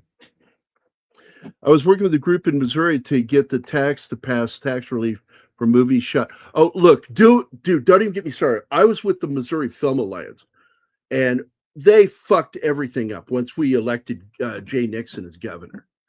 He tore our film alliance apart and took the tax credit program, got rid of it, and made the Missouri Film Group or Film Alliance part of Parks and Recreation. And what happened? Our tax credit went down to Louisiana, and they ate our lunch. Louisiana uses our tax credit. It's our actual tax credit. They took the paperwork from us and used it down in Louisiana. Yeah, I don't even want to get started on that shit. We used to have a lot of movies made here until Jay Nixon. That sucks. Oh, I remember watching some. Yeah. What are we talking about here? What are you talking about, Tim? Filmmaking in Missouri. You say, don't get me started. And he's saying, no, he wants you to get started on it. I get really angry. Keith knows this because I've known Keith for a long time. And all of us were part of the Missouri Film Alliance all the way back to 2004. And I was one of the founding members. And our goal was to try to build independent filmmaking in Missouri. And then the local talent agent that was Michelle Pfeiffer's acting coach, Scott something, he's dead now. He and Diana got elected president and vice president. And what did they do? They focused on making money for their businesses. They used the Film Alliance for that instead of focusing on independent filmmaking to grow their businesses. And they should be fined for that. My friend Gary McClurg, who, God rest his soul, he just died a couple of years ago. He and I ran against them.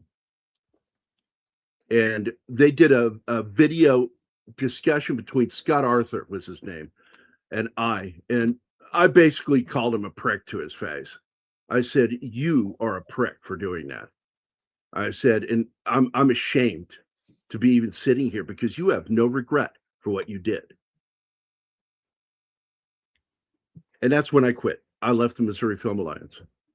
Keith, I think, quit too. Gary McClurg quit for sure. All of us saw the corruption and wanted no part of it. By the way, and so now they shoot Louisiana instead of Missouri.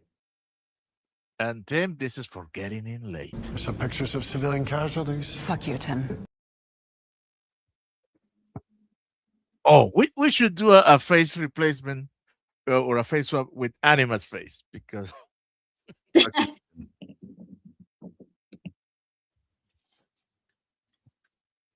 Well, sadly, independent films is all you really have now. It's either that or the big budget movies. And the only good movies we're getting are from the independent studios. We still have independent. A24, what do you think they are? Because They're they are creative. Studio. All that Hollywood does is rehashing the same old stuff. It's like a dog eating his own vomit. That's Hollywood right now. Yeah, thank you for being gross. Awesome, honey. You're welcome.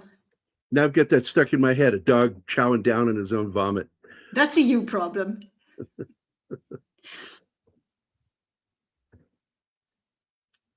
I was working, so sue me. I worked with Mary Ann McCullum on the Missouri Film Alliance. lobbying effort. It's what year was that, John? Because I'm going to tell you, if it was after 2007, it was pointless. They've been pointless since 07. I saw that they moved some stuff down to Branson, and I'm like, now it's going to be all about Branson. It's not going to be about filmmaking. It's all going to be about Branson and Branson businesses. These people got their heads up their fucking asses. Yeah, thanks, Anima, E. Clay Thomason. Yeah, that'll teach you not to eat while listening to us. God damn.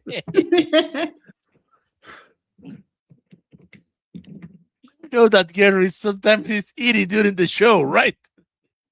Yeah. You know, if Anima had like a Virginia accent, she'd go, fuck all y'all. Actually, I hate that. I'm never going to use that. What? Y'all. That is so annoying. Yeah. And you just did. That bugs the shit out of me. You just said it. Yeah, for the first and last time in my life. For what? What do you mean? The first and last time for what? Oh my God. Just let it go. This is an Austrian standoff. Yeah, good luck with that. Yeah, Anima umbrage.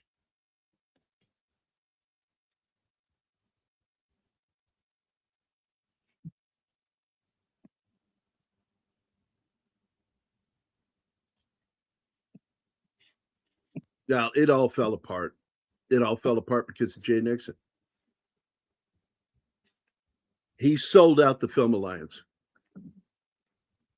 The Film Board is what I was trying to say earlier. Film Board. The Missouri Film Board is, I think, still to this day, part of Parks and Recreation with the state. Explain that. We had some good movies shot here. I think one of the biggest was the one that got nominated for an Oscar with, what's her name? J. Lo or whatever her name is. Jennifer Garner? Not Jennifer Garner, the other Jennifer. Jennifer 8. I'm just fucking done with you.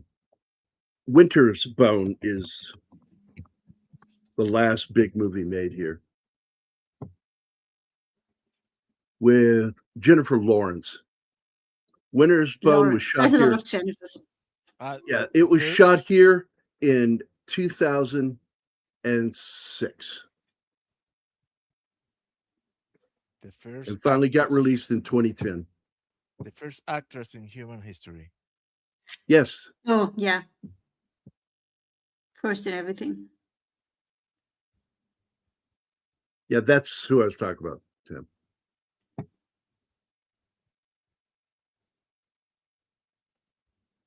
Yes, Calvin Coolidge.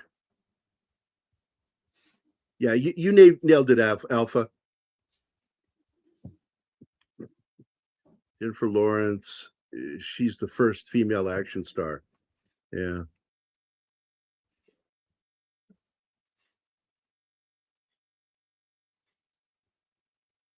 Had a halfway decent cast. You had Dale Dickey in it, good actress.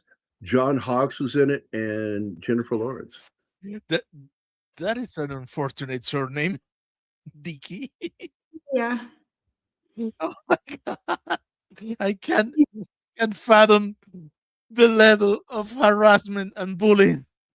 We had a tenor in the state opera, John Dickey. He was a fun dude. Died of cancer, sadly. And he never got harassed because of his name. She was in a lot of movies. You'll recognize her. TV shows too. Very good actress. She plays country characters. She's got a deep Midwestern Southern accent. Very good actor.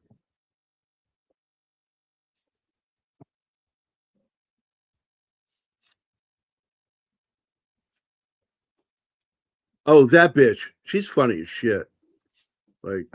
Like she's like cocaine woman funny. I was trying to think of another blonde Jennifer actress, and it came up with Jennifer Coolidge. Okay. I wonder why. Yeah, I have no idea that was her name. I know it's Stifler's mom. That's how I describe her. You know, the chick that played Stifler's mom. Yep. She's like a one-trick pony, sadly. She only has one character she plays, like Amelia.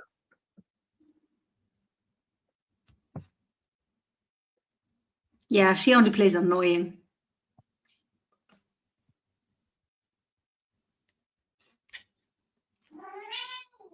Speaking of awesome suits, are we ever doing The Fly, the Jeff Goldblum version? I'd like to. I like the film.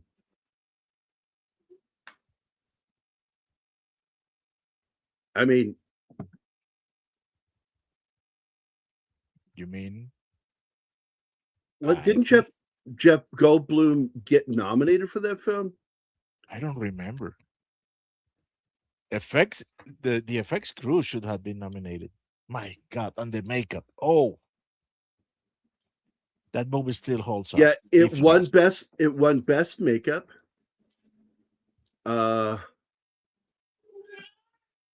It got. Oh wow! How many fucking nominations? 7 wins, 10 nominations.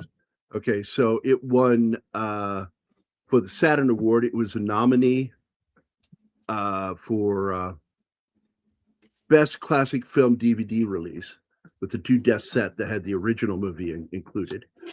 It was the 87 winner for the Saturn Award for best horror film. Saturn Award for best actor. Saturn Award nominee best actress for Gina Davis. And 1987 nominee for Saturn Award for best director. But it seems like there was something more with the Oscars. I need to go see this. Well, while you're looking for that, I was looking for info about Pumpkinhead, and I found that one of the many kids in the truck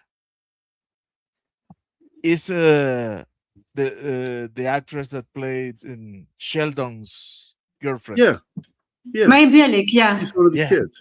But her character doesn't even have a name. She's just Wallace Kid number 1. Number 1. Yeah. Probably her first role in a movie. And she turned out to be a fucking weirdo. She's a real PhD, though. She's a smart Yeah, I woman. know, but Yeah. she's Still really a weird. fucking weird. She's very Yeah. fucking weird.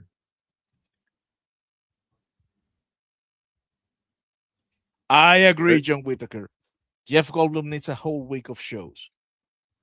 And All it right, won't- so 59th Academy Awards. It won for Best Makeup, Special Effects Makeup. No other nominations? Like, really? What? That sucks.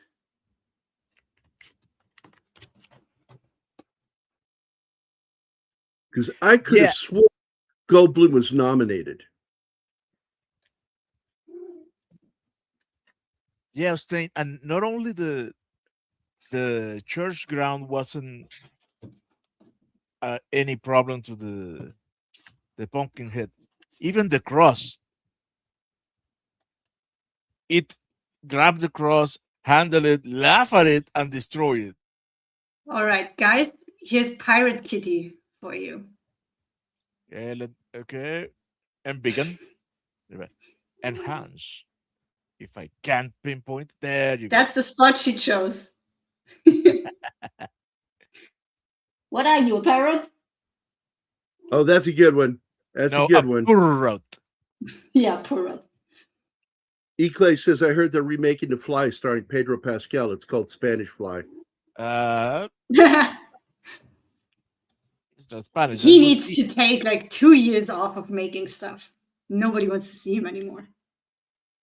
Yeah, we've been promised that movie for a long time, John. I don't think it's just ever going to happen. If anybody was going to do it, it was Guillermo.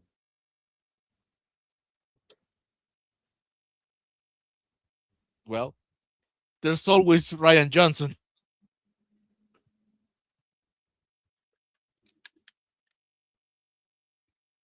Ryan Johnson is one of those people that should be taken out and treated like a harp seal.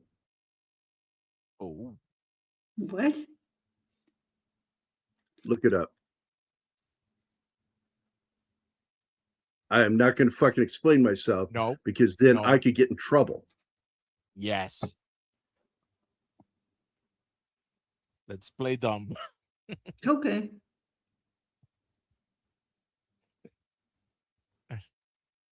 Gambit is a joke. It's not real.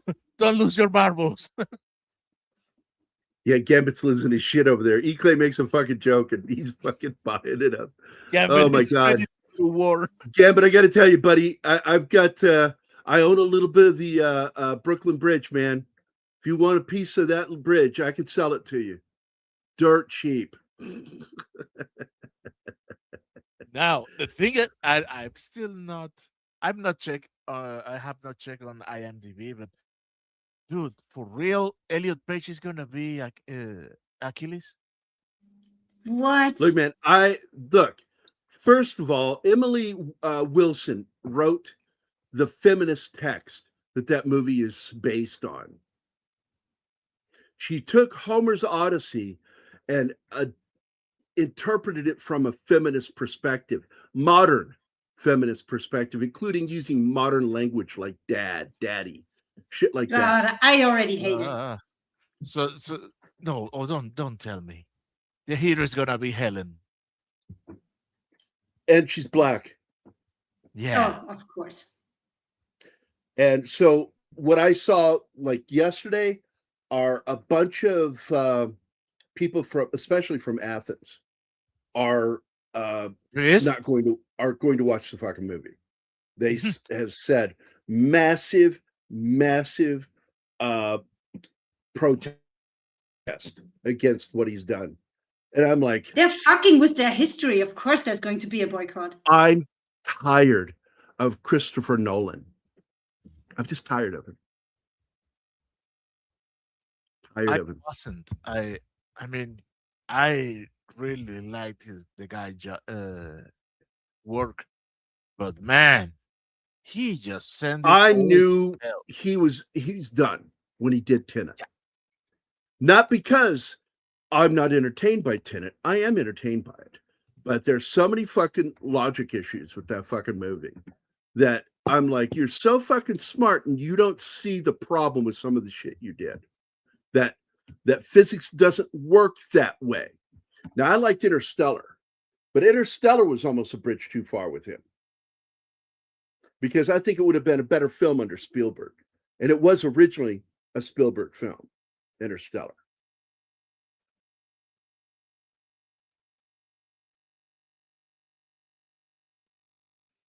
Oh, they're not going to ban it, but they're going to shit all over it. And not just Greece, probably most of Europe, or at least Southern Europe. We take that shit seriously. I don't know if you see the shit that the BBC has been pushing. And what was the other thing? Black Cleopatra. Oh God, yeah. I don't want to even get into it. Like that did not fly well here. Even the Egyptian government were trying to sue Netflix. Yeah. It's awesome.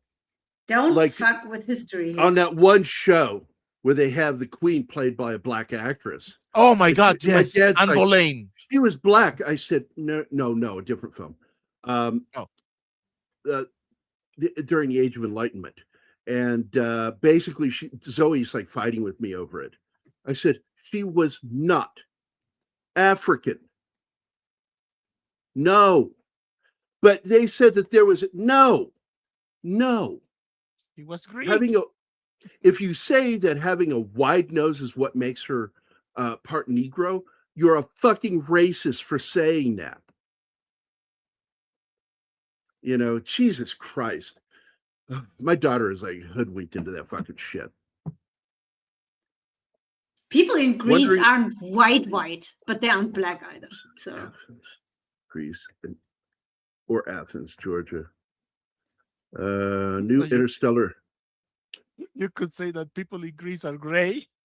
I can't stand that weird ass movie. no, they're just I don't know. You can't even say It's brown, but they are not Caucasian white.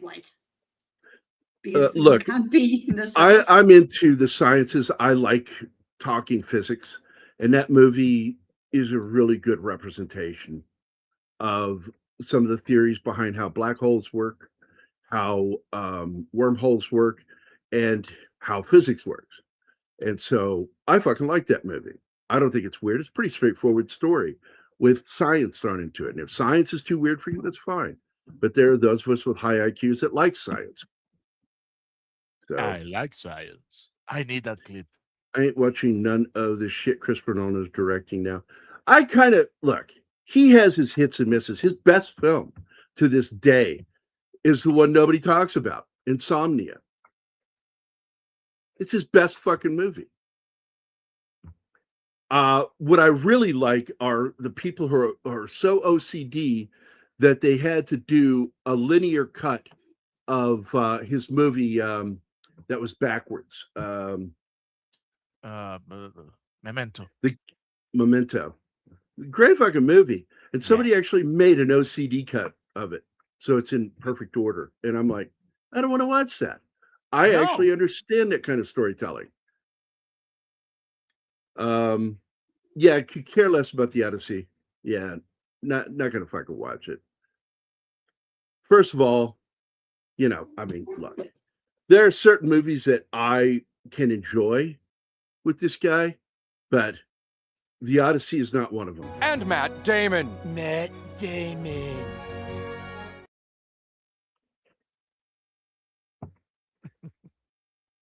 Yeah, I heard that they're going out of their way to not show the face of the Cyclops because his eye is shaped like a vagina. Oh my God. Why? Just why? No. Feminist Oh my. fifth wave feminism. That's just retarded. When we're in Somalia, the Somalis would insult Black American soldiers by pointing to their noses because flat nose is an insult among Somalis. You don't consider themselves Black Africans.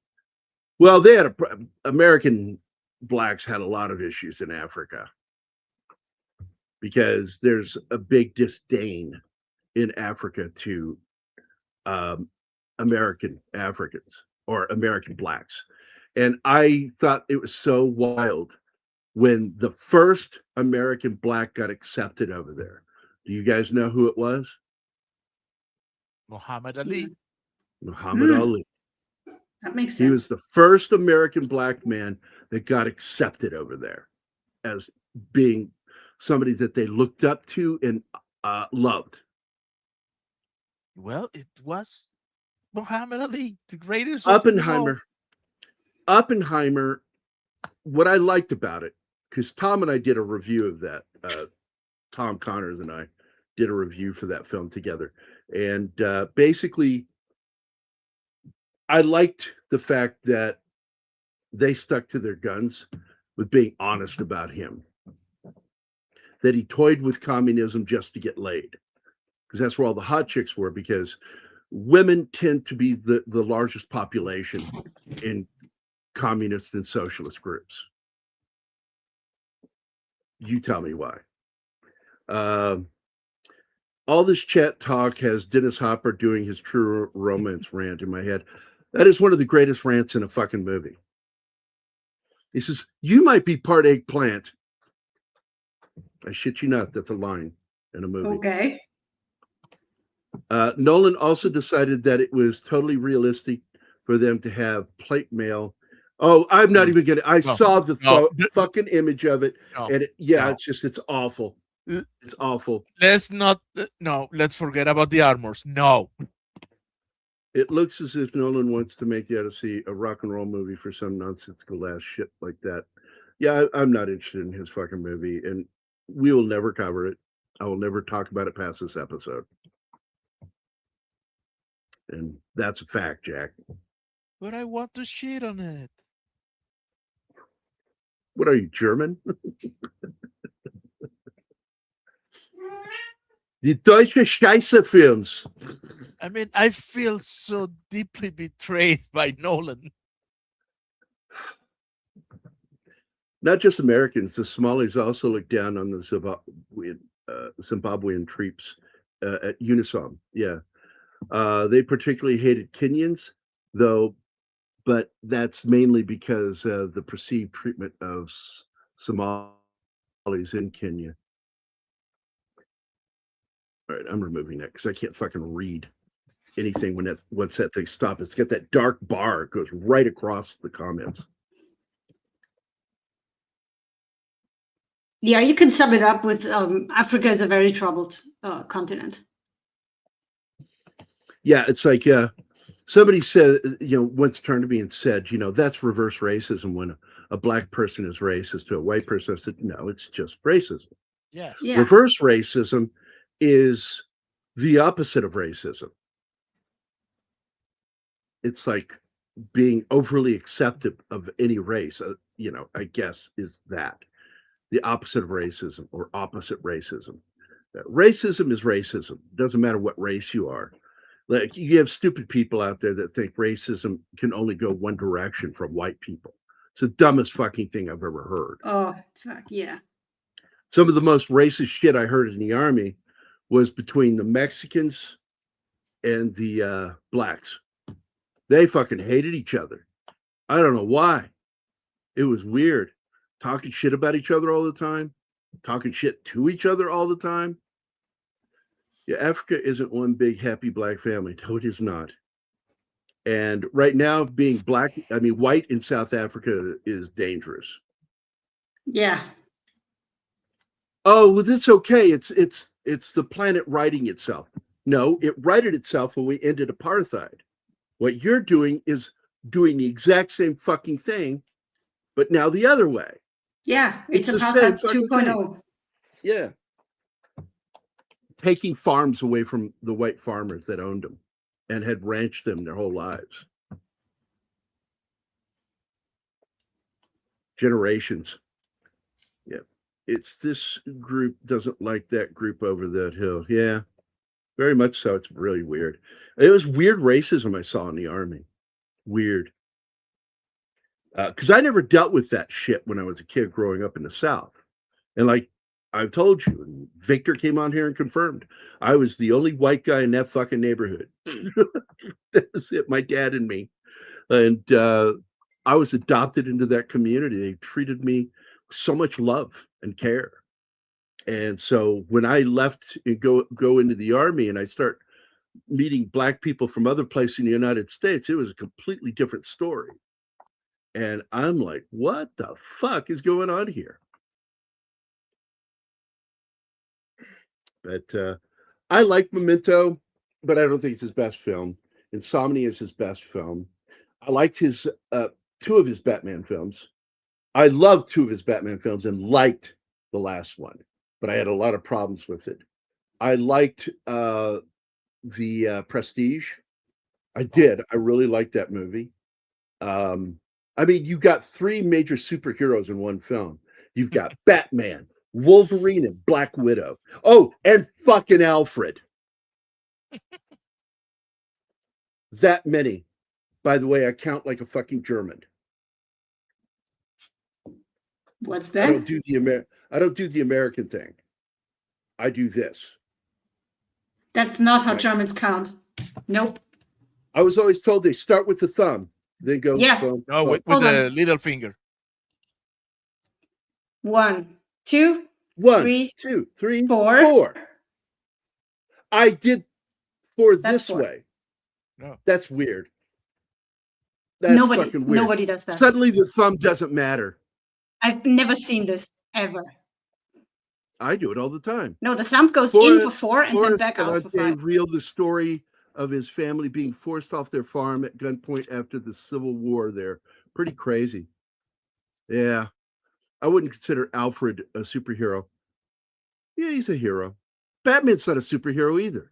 If you're gonna be technical about it, Clay, technical.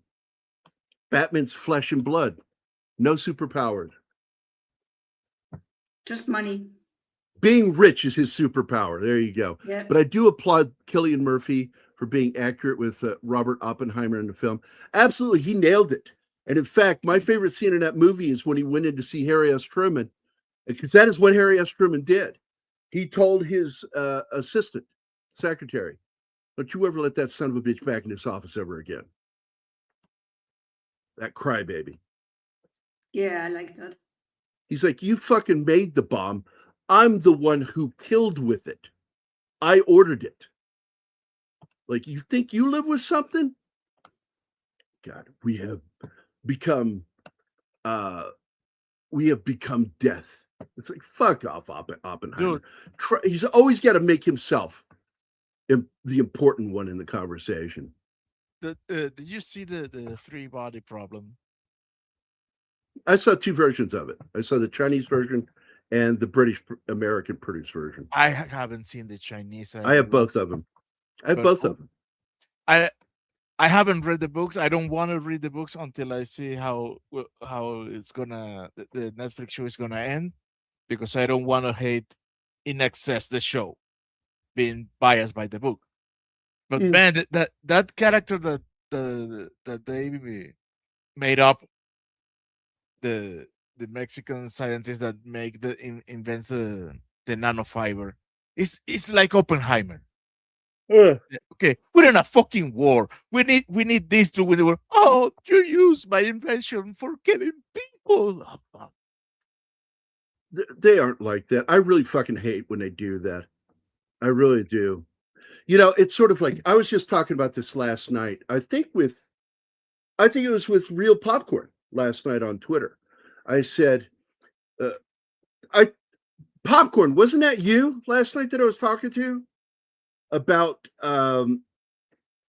the Max Cady films, Cape Fear? Because in the 1962 version of the film, Bowden, the lawyer, played by Gregory Peck, actually interrupted him from graping a girl, and ended up being a witness against him. And then in the 1991 remake, Bowden is actually the lawyer that's representing him, and in discovery, he finds out that there was testimony and information about the girl that was the victim, the 14-year-old, that Max Cady had sexually assaulted. And in that, it painted her out to be promiscuous. And he buried it to make sure that Cady went to prison. And Cady found out. And that's the revenge in the second adaptation, or the first adaptation from the original film. And now in this new one, Bowden is the wife this time, and Max Cady is the victim of them making up false information to get him put in prison. I'm not watching it. That was when I went out. First of all, I like her, Amy Adams. Not going to fucking watch it. I'm not going to watch her be gender swapped as the main character in the story. I wanted to watch it because of Bardem.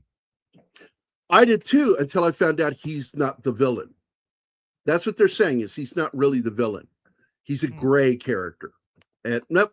No, that motherfucker was evil. He was evil. Manifest evil. He liked to sexually assault young girls. He got off on it. He's a fucking monster. Look at what Chinaski making rice cooker. Truman, technically you did. Okay, Japanese comedian last night fucking caught me off guard. Should I show that video, Anima? Oh, do you know what video you should show? The one of Matthew Lillard chasing that guy on the ice. I mean, that was pretty good. It is a fun clip, so why not? All right, let me pause it here. And this is a Japanese comedian talking about the atomic bomb. Share screen, share screen, share screen, share audio. Here we go. We turn off my camera. Enjoy. Oh, No, what's no going stop. on here? It'll do this every once in a while. Okay. Yeah, it's doing it again. I got to refresh it. Fuck. I don't know why it does this. Japanese person, I think Japan, There in we my go. opinion, as a Japanese person, I think Japan deserved the first bomb. But second one, it's too much. So I never understood the second one until I was using a microwave. I put my food out and my food wasn't piping hot enough. I was like, why is this hot pocket not surrendering? So I had to nuke it again.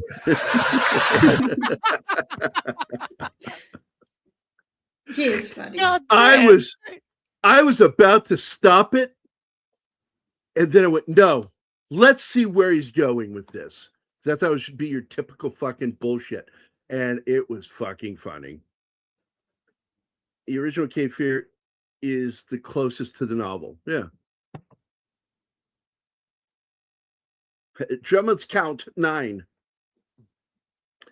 Did you ever watch the TV show called Manhattan? It was about the development of the MOM at Los Alamos. Great show, but it was the first time I've ever seen Oppenheimer painted in a bad light.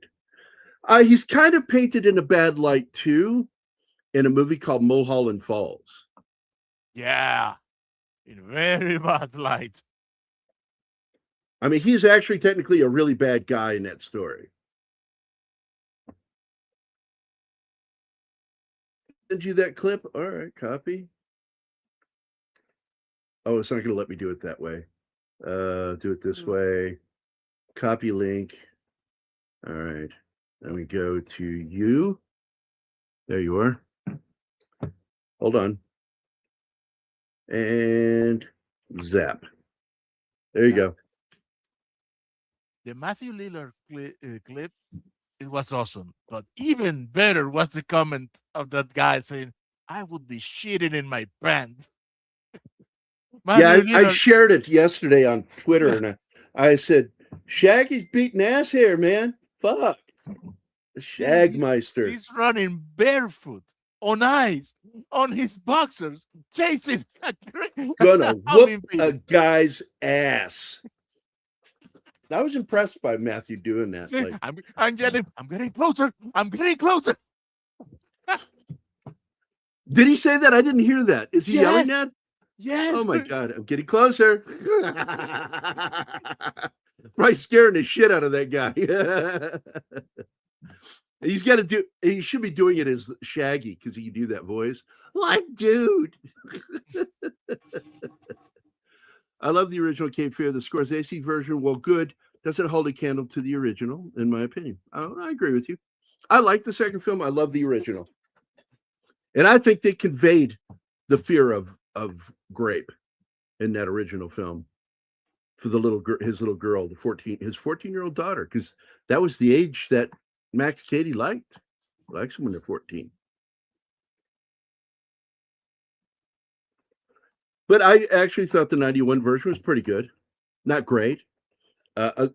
Unlike, Martin, I can't stand Juliette Lewis in that role because she's not young enough. She doesn't look young enough. It's creepy the way she played the character. But she was liking it. Shit. Fuck, man. I saw a video the other day, a Japanese guy asking Japanese people on the street about the bombs. Very few people help. Well, they don't teach anything about what Japan did during World War II in Japan schools. If you didn't know that, they don't teach it. And it's fucked up.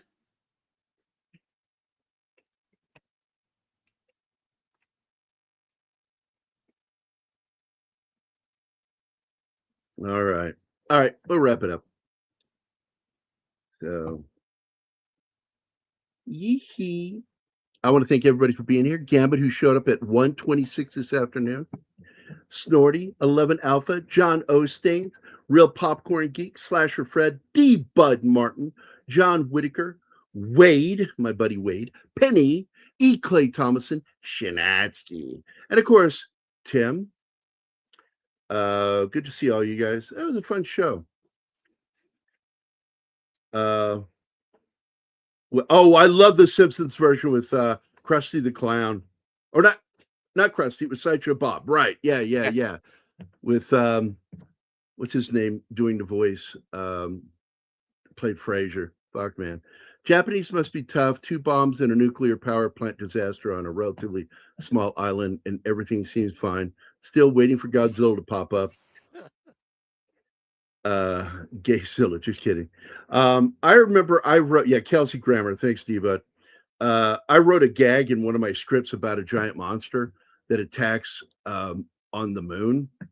And it's going from, international moon base to international moon base, killing. And they find out it was actually made by the Japanese.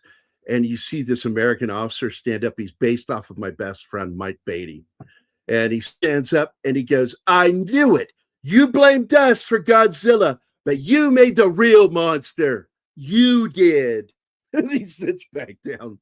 And it was just a funny moment in my script. I thought would be hilarious if an American did that. He also does something else cool in the script where he hits his eject pod from his moon pod as he's flying. He's going to crash and fucking be killed. And so what he does is he waits till he hits a maximum speed before crashing, and he ejects literally at a stop. So it's like the vehicle goes to crash and he just drops because the ejector fires at exactly the opposite speed. And it was something about physics that I wanted to throw into the story that people who like physics would think was funny. Now make like a banana and leave. Or get out of here. I think that's what he says. Make like a banana and get out of here. Oh, it's no, make like a tree and get out of here. That was it. Fucking Back to the Future. I don't even, Anima, did you ever watch that film? Yeah. Yeah, because I love that movie. I love all 3 of them.